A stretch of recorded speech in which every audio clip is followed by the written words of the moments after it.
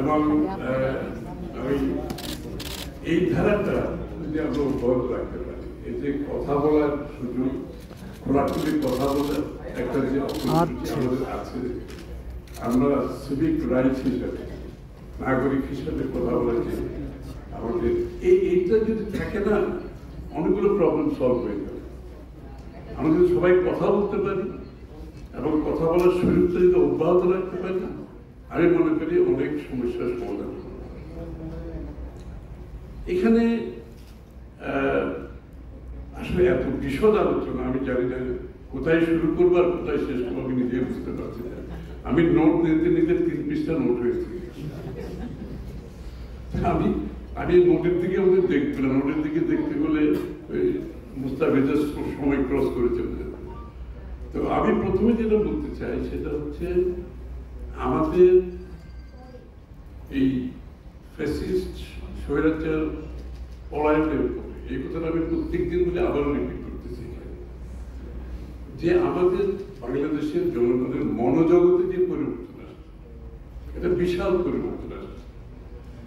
যে আকাঙ্ক্ষা জেগেছে, যে প্রত্যাশা জেগেছে, এইটা যদি রাজনীতিবিদ ইন্ডিভিজুয়ালি এজ এ পার্টি যদি ধারণ করতে না পারে, তাহলে সেই রাজনীতিবিদ এবং সেই দলের কোনো ভবিষ্যৎ আছে বলে আমি মনে করি। আমি বিদেশিদের আমাকে যখন বলে তোমাদের পলিটিশিয়ান এই সমস্যা সেই সমস্যা, your right, the politicians better wake up and smell the coffee. ওরা যদি সেটা করতে না পারেন, আগামীর ভবিষ্যৎ পলিটিশিয়ানদের জন্য খারাপ হবে, বাংলাদেশের জন্য খারাপ হবে। দ্বিতীয় কথা যেটা আমি বলতে চাই, পলিটিক্যাল কালচার, সংস্কৃতিতে পরিবর্তন আনতে হবে।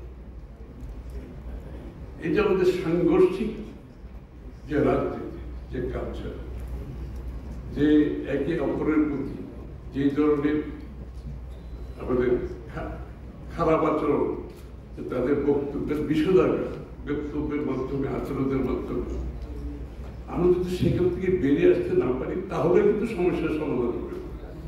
আমরা ডেমোক্রেসির কথা বলবো, কিন্তু ডেমোক্রেসির নর্মস মানব না, আমাদের সহনশীলতা থাকবে না। আরেকজনের মতামতের সাথে আমি ভিন্ন মত পোষণ করি, যদি আমি তার প্রতি সম্মান জানাতে পারবো না, তাহলে কিন্তু সত্যিকার অর্থে এই শত সংস্কার করেও করবো হবে। সংস্কার will not come to anything যদি আমাদের রাজনৈতিক সংস্কৃতি আমরা বদলাতে পারি। যে প্রথম আমার ভালো লেগেছে, সবাই মন খুলে কথা বলেছে এখানে, এই টলারেন্স, সহনশীলতা এবং অপরের মতের সাথে দ্বিমত পোষণ করেও তার মতকে সম্মান দেবে। আমাদের এই দুইটা যদি ফাউন্ডেশনাল চেঞ্জ আমরা আনতে পারি বাংলাদেশে, অবশ্যই অনেকগুলো চেঞ্জের পরে যেগুলো বাকিগুলো তার বলার ক্যাটাগরি, এটা হচ্ছে আমার প্রথম পয়েন্ট। দ্বিতীয় পয়েন্ট হচ্ছে যে বিপ্লবোত্তর কোন দেশের যদি আমরা যদি হিস্ট্রি দেখি, বিপ্লবোত্তর যে দেশগুলো যত তাড়াতাড়ি তারা গণতান্ত্রিক প্রক্রিয়া ফিরে যেতে পেরেছে, ডেমোক্রেটিক অর্ডারে ফিরে যেতে পেরেছে, নির্বাচনের মাধ্যমে ডেমোক্রেটিক অর্ডার রেস্টোর করে অব্যাহতভাবে সেই কালচার রাখতে পেরেছে, সেই দেশগুলো কিন্তু এখন ভালো করছে। আর বিপ্লবোত্তর যে দেশগুলো যত দীর্ঘ সময় নিয়েছে, তত বেশি আন্তঃকন্দল, অন্তর্দ্বন্দ্ব বেড়েছে। এবং ওই সমস্ত দেশে আপনি দেখবেন গৃহযুদ্ধ হচ্ছে, সামাজিক বিভক্তি হচ্ছে, স্ট্রাইক হচ্ছে এবং অর্থনীতি ধ্বংস হয়ে যাচ্ছে। এটা দুইটা অপশন। এই জন্য বাংলাদেশ আজকে আমরা একটা গণতান্ত্রিক প্রক্রিয়ার দিকে যাচ্ছি, ডেমোক্রেটিক অর্ডারের দিকে যাচ্ছি। হ্যাঁ, ডেমোক্রেসি অনেক ফেলিওর আছে, but democracy is only system, এটা correction process, এটা filtration process, there is no other way. এটা জনগণের মতামতের প্রতিফলনের একমাত্র সুযোগ হচ্ছে তার নির্বাচিত প্রতিনিধির মাধ্যমে সংসদ সরকার গঠন করে যারা জনগণের কাছে দায়বদ্ধ থাকবে, জবাব দিয়ে থাকবে। There is no other alternative. এবং এইটা রাষ্ট্র না করলে ইন দ্য লং রান যে সমস্যাগুলো বিপ্লবোত্তর দেশগুলো হয়েছে সেটা আমাদেরকে ফেস করতে হবে। এখন আমি 1 বছরের সরকারের যে পারফরমেন্স নিয়ে খুব বেশি কিছু বলতে চাই না। কোয়াইট অনেস্টলি আমার ব্যক্তিগতভাবে এটা আমি বলছি, এটা হচ্ছে একটা ট্রানজিশন গভর্নমেন্ট। একটি বিপ্লব হয়েছে দেশে, তারপরে as a stop gap measure একটি সরকার গঠিত হয়েছে। আমি মনে করি তাদের প্রাইমারি দায়িত্ব হচ্ছে এই ট্রানজিশনটা স্মুথলি করে বাংলাদেশ থেকে, যেখান থেকে ডেমোক্রেসিকে ধ্বংস করে দেওয়া হয়েছে, জনগণের সব অধিকার কেড়ে নিয়েছে, রাজনৈতিক সাংবিধানিক গণতান্ত্রিক অধিকারগুলো কেড়ে নেওয়া হয়েছে, এই অধিকারগুলো জনগণকে ফিরিয়ে দিচ্ছে। জনগণের মালিকানার কথা আমরা বলেছি, গত 1.5 দশক ধরে বক্তৃতায় বলেছি, মালিকানা ফিরিয়ে দেওয়া, মালিকানা ফিরিয়ে দেওয়ার জন্য। সুতরাং এই সরকারের প্রধান আমার হিসাবে ইন্টেরিয়াম গভর্নমেন্ট হিসেবে তাদের এটাই প্রধান দায়িত্ব। ইয়েস, ইন দ্য প্রসেস বিপ্লবোত্তর যে সময়টা আছে এর মধ্যে কতগুলো আমাদের জাতি হিসাবে কতগুলো ইস্যুর পর আমরা ঐক্যবদ্ধ হতে পারি কিনা নির্বাচনের আগে, এই প্রচেষ্টাটা আমি মনে করি ভালো প্রচেষ্টা। এবং এটা আমাদের এটাও মেনে নিতে হবে যে রাজনৈতিক দলগুলো ভিন্ন ভিন্ন দলগুলো করেছে, সকলের মতামত, প্রত্যেকটি দলের নিজস্ব দর্শন আছে, ভাবনা আছে, চিন্তা আছে, ভবিষ্যৎ রূপরেখা আছে, তার ভিত্তিতে প্রত্যেকটি দলের নিজস্ব চিন্তা ভাবনা আছে। সুতরাং আমরা যদি আশা করি যে আমরা সবগুলো একমতে আসতে হবে, সবগুলো এক জায়গায় আসতে হবে, তাহলে তো আবার সেই বাকশালে চলে যাওয়ার কথা হবে। আমরা সবাই এক জায়গায় না আসলে যে আমাদের সামনের দিকে এগোনো যাবে না। আই এম সরি, এই কনসেপ্টটা আমরা বিশ্বাস করা উচিত না। আমি যদি গণতন্ত্রে বিশ্বাস করি, এই অধিকার বাংলাদেশের জনগণের। আপনি পরিবর্তন যতই আনতে চান, আমরা ঢাকা শহরের some wise people sitting around the table can't decide for the country. আমাকে ডেমোক্রেটিক প্রসেসের মাধ্যমে চেঞ্জ আনতে হবে। আপনাকে আপনার জনগণের কাছে আপনার ম্যান্ডেট নিয়ে আসতে হবে। আপনি যে পরিবর্তন চান সেই ম্যান্ডেট নিয়ে আপনাকে আসতে হবে। তার ফলশ্রুতিতে যে পরিবর্তন করবেন সেই পরিবর্তন টেকসই হবে।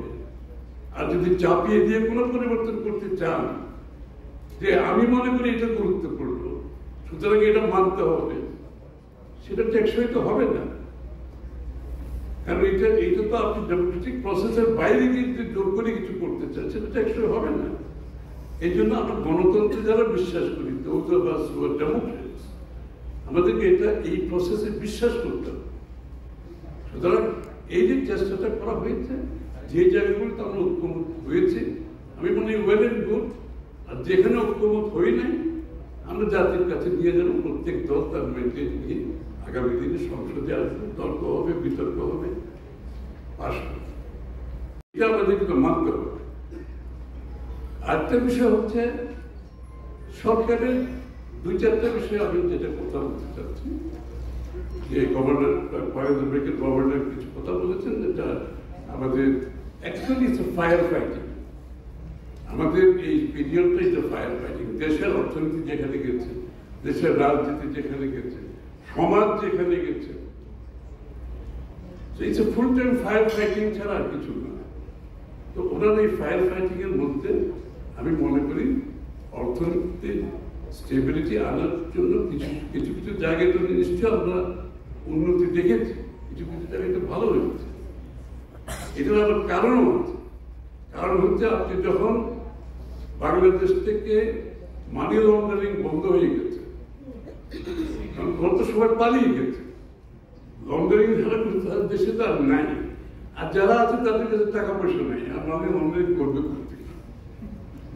যাদের টাকা আছে তারা চলে গেছে দেশ ছেড়ে। সুতরাং মানি লন্ডারিং বন্ধ হওয়ার সাথে সাথে রেমিটেন্সের বাড়তে থাকে। মানি লন্ডারিং কিভাবে হবে? এটা আমাদের বিদেশে যারা টাকা আর্ন করে ওদের টাকাগুলো ওরা এখানে ইউজ করেছে, ওরা দেশের টাকা পাঠাতে হয়নি। 120 টাকার ডলারকে ওরা 130 টাকা দিয়ে কিনেছে, চুরির টাকা অসুবিধা কি হচ্ছে? সুতরাং তার জন্য যে বিদেশে রেমিটেন্স দেশে পাঠাতো, সেই রেমিটেন্স না পাঠিয়ে এই লন্ডারদেরকে দিয়ে সে 10 টাকা বেশি পাচ্ছে।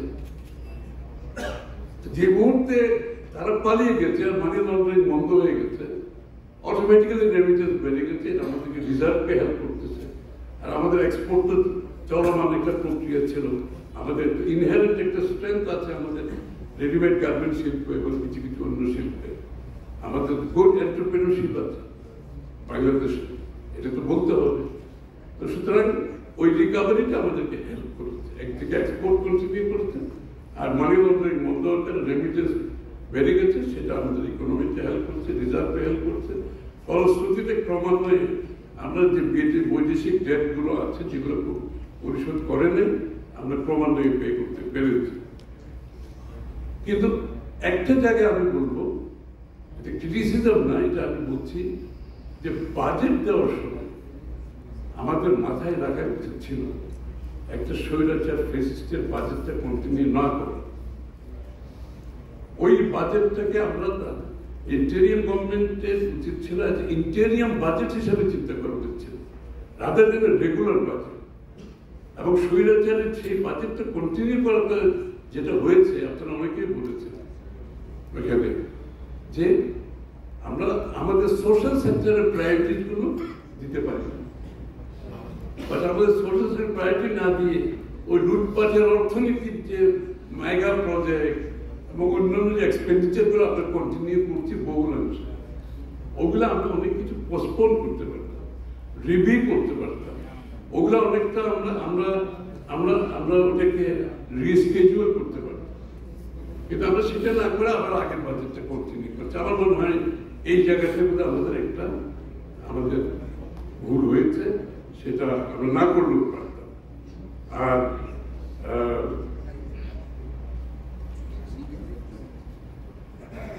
এখন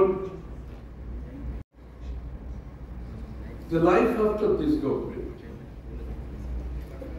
অনেকে আপনারা ভাবছেন যে এখন আমরা আগামী দিনে কোথায় যাচ্ছি, এখানে পলিটিক্যাল ইস্যু কি হবে, ইকোনমিক ইস্যু কি হবে, এবং আমাদের all the sectors, health, education, আমাদের কর্মসংস্থান, এখানে কি হবে, এটা তো অবশ্যই ভাববার কথা।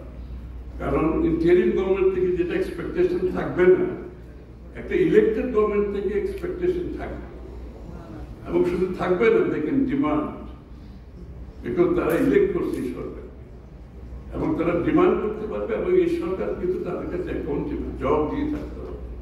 তো সুতরাং নেক্সট গভর্নমেন্টের রোল কি হবে? আমি বলছি না বিএনপি ক্ষমতায় আসবে, আমি তো বলতে পারবো না। অনেকে বলছে বিএনপি ফুয়াদের কোথায় তো 180 280 সিট না কত, 280 সিট পেয়ে বিএনপি ক্ষমতায় আসবে, আরো মানে আর 20টা কোথায় যাবে? আমি তো তুমি 300 বলো না, এটাই তো আমি অবাক হয়ে গেছি। শেখ হাসিনার প্রক্রিয়াতে 300 হয়ে যাওয়ার কথা, অলমোস্ট 300 কাছাকাছি হয়ে যাওয়ার কথা। যাই হোক, এটা জনগণের সিদ্ধান্ত। যদি আমাদের যদি সুযোগ থাকে, আমি 2-4টা কথা বলে আমার বক্তব্য শেষ করব। 1 নম্বর হচ্ছে বাংলাদেশে ওভারঅল আমি মনে করি বাংলাদেশ একটা over regulated country. This country is highly regulated country. I'm giving the message to all of us who are concerned with this. So we have to go for serious deregulation. And when I mean deregulation, I mean serious deregulation.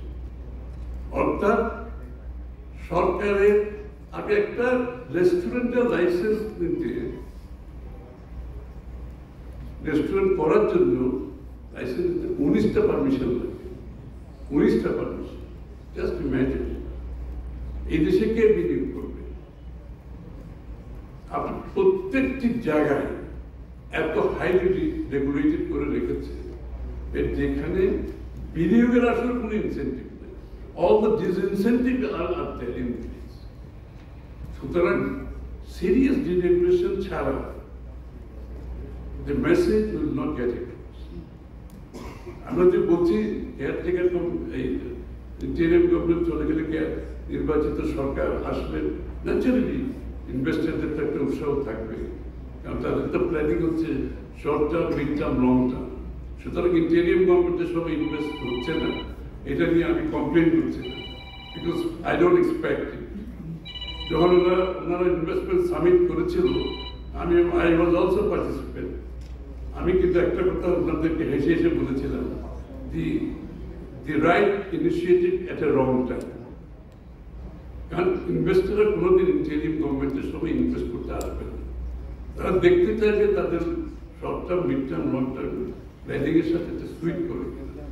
কিন্তু তারা তখনই করবে যদি next গভর্নমেন্টের থেকে তারা message পায় যে বাংলাদেশের যে বিনিয়োগের ইজ অফ ডুইং বিজনেসে বাংলাদেশের পজিশন হচ্ছে একদম নিচে। এই ইন্ডিকেটর কি ইনভেস্টাররা দেখতেছে না বিশ্বব্যাপী? বাংলাদেশে ইনভেস্টাররা না হয়তো কনসিডার করছে না, তারাও নিশ্চয়ই কনসিডার করছে। যখন ইজ অফ ডুইং বিজনেসে বাংলাদেশ এত নিচ্ছে, ওই দেশের থেকে কেউ তাকাবি ইনভেস্ট করা তো দূরে না। এই জন্য সিরিয়াস ডিরেগুলেশন আর সিরিয়াস লিবারালাইজেশন ছাড়া বাংলাদেশের অর্থনীতিকে লিফট আপ করা সম্ভব হবে না। এবং সাথে সাথে যেটা করতে হবে, গভর্নমেন্টের রোল এখানে কমিয়ে আনতে হবে। আপনি যদি ইকোনমিকে ডেভেলপ করতে চান, গভর্নমেন্টের রোল কমিয়ে আনতে হবে সোজা করে। আমি একটা এক্সাম্পল দিই আপনাদের।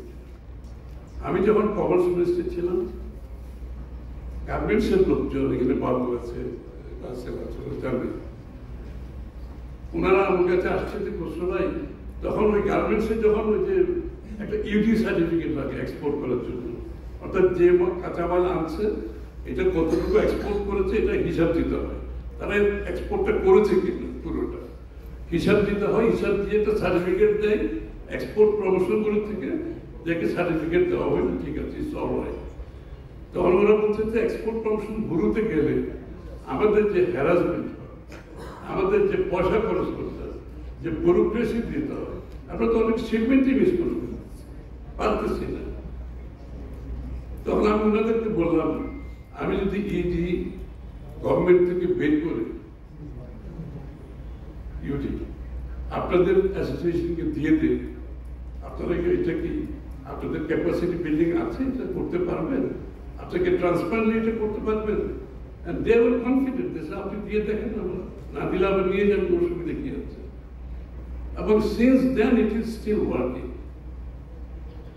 It is taken out of the government, and আমাকে অনেক রেসিস্টেন্সের শিকার হতে হয়েছে। ইপিপির স্টাফরা আবার বিরুদ্ধে দাঁড়িয়েছে, কারণ এদের ইনকাম আছে, এদের ব্যুরোক্রেটিক রোল আছে।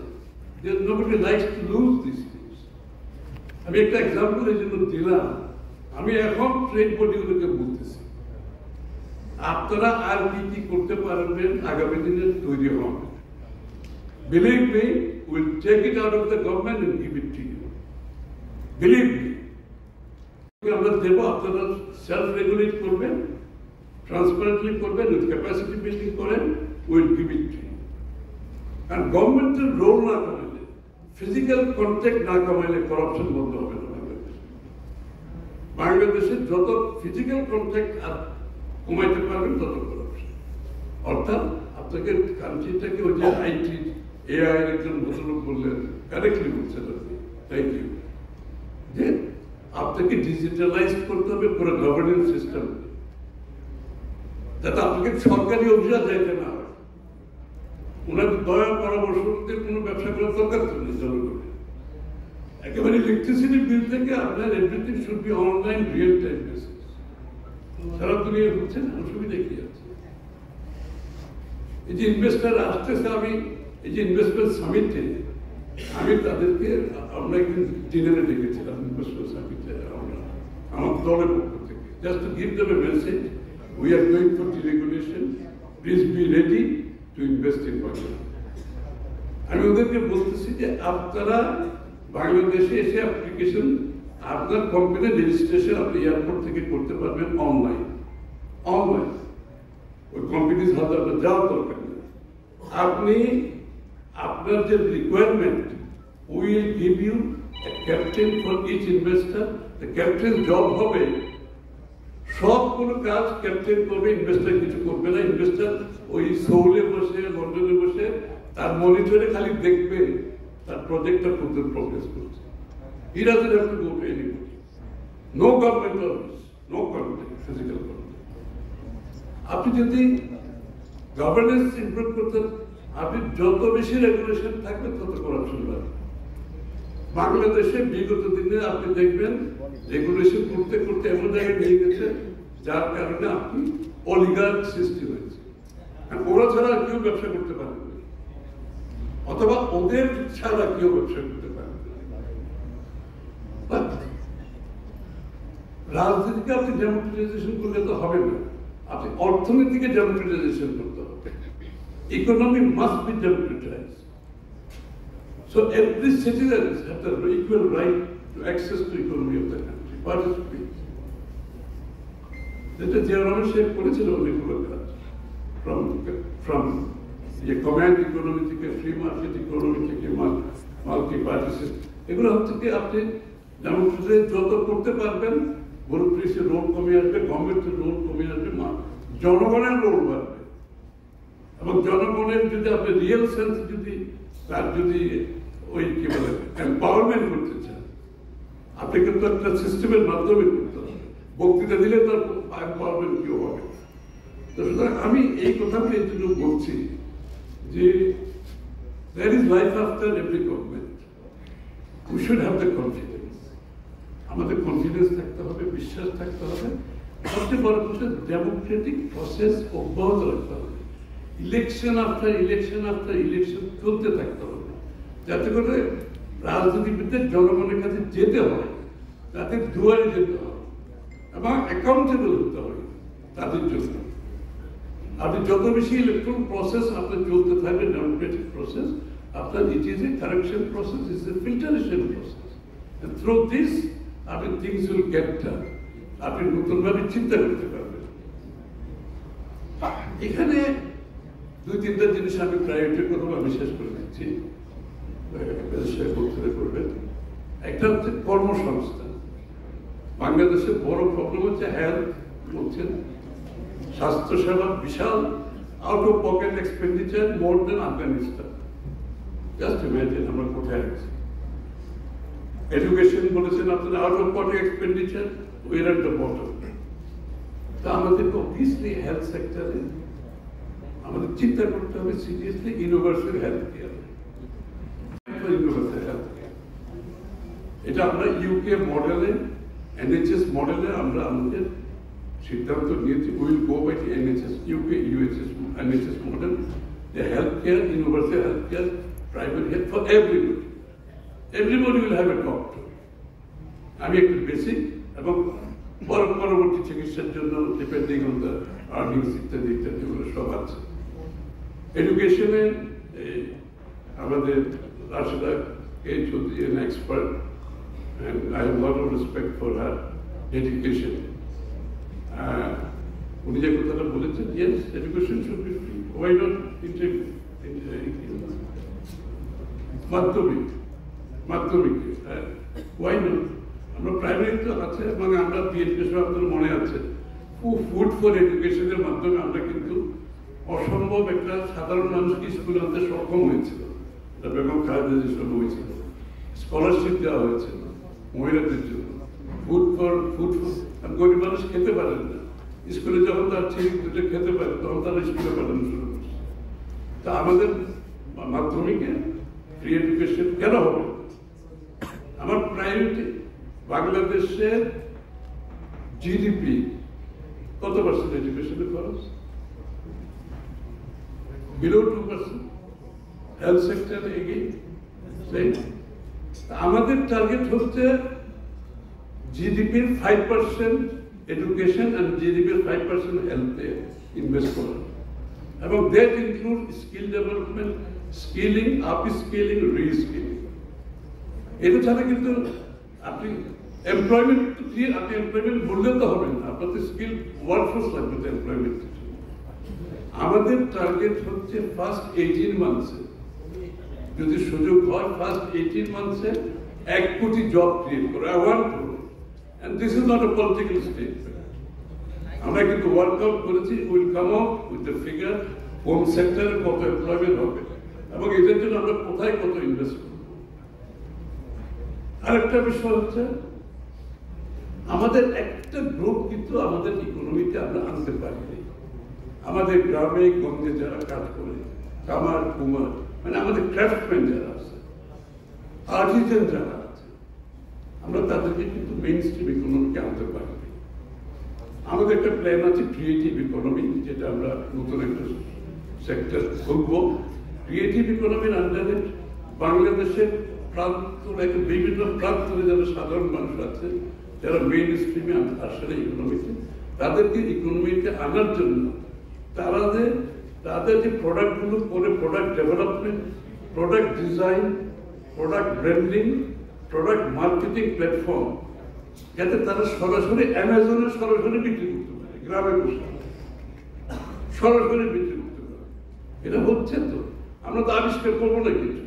আপনি থাইল্যান্ডে গিয়ে দেখেন 1 ভিলেজ 1 প্রোডাক্ট, 1 ভিলেজ 1 প্রোডাক্ট। কেউ শহরে আসছে, ওর গ্রামে বসে ওর বাড়িতে বসে কাজ করতেছে, ওখান থেকে অ্যামাজনে সেলস।